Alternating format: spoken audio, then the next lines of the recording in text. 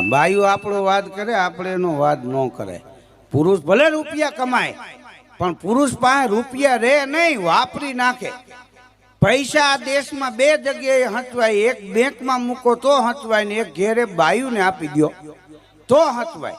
હવે બાયુ ને બેંક બેયમાં તફાવત એટલો છે, બેંકમાં પાછા મળે. બાયુની સુટકેસમાં ગરી જાય, હા, એ પછી નીકળે નહીં.